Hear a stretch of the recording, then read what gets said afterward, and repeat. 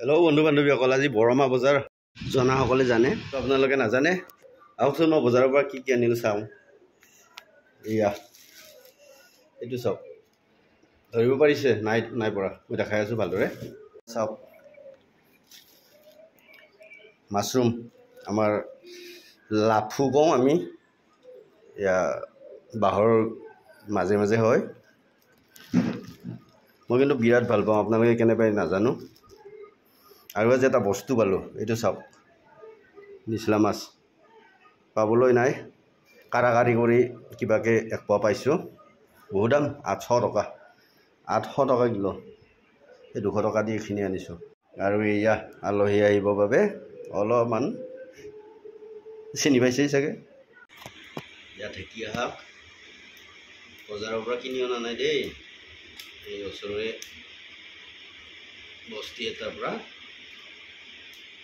বিচাৰি দি আনিছোঁ। এয়া অমিতাৰ পাত খাম আজি, লগত ফুল, অমিতা আৰু এইবিলাক আছে।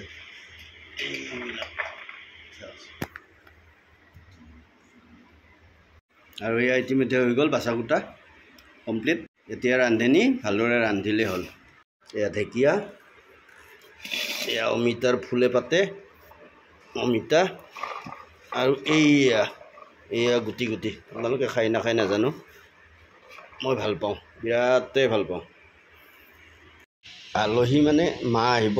মা বহুত দিন ধৰি গুৱাহাটীত আছিলে, প্ৰায় আজি 18 দিন হ'ল, সেয়েহে মাক থ'বলৈ আজি আহিব। চাওক, মাছৰুম, আলহী মানে চিষ্টাৰ আহিব, চিষ্টাৰৰ লগত ভাগিনৰ সৈতে হয়তো কুৰ্মাও আহিব, সেয়ে কিছু বজাৰ। নিচলা মাছ পাবলৈ নাই, যদিও গাঁৱতেই থাকোঁ। আজিকালি সঁচাকৈ গাঁৱতেই আমি লোকেল মাছ খাব নোপোৱা হ'লোঁ।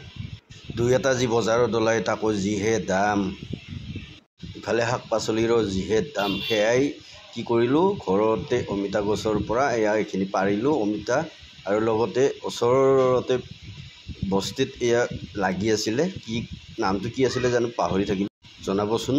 আৰু এনেকৈ যা যোগাৰ কৰি দি মই ওলাই আহিলোঁ। এয়া অমিতাৰ পাত খাম আজি, লগত ফুল, অমিতা আৰু এইবিলাক আছে।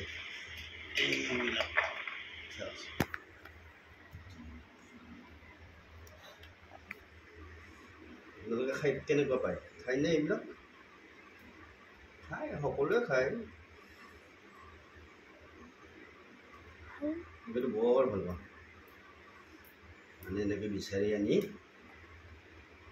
নিজে বাচি কুটি খাব পালেহে ভাল লাগে মোৰ। বজাৰত এতিয়া ঢেৰ, 10 টকাত বহুত পায়। তথাপিও ওচৰতে আছে যিহেতু, ঘৰতে আছে যিহেতু, তুলি আনি এয়া আৰম্ভ কৰি দিছোঁ আজি দুপৰীয়াৰ সাজৰ বাবে।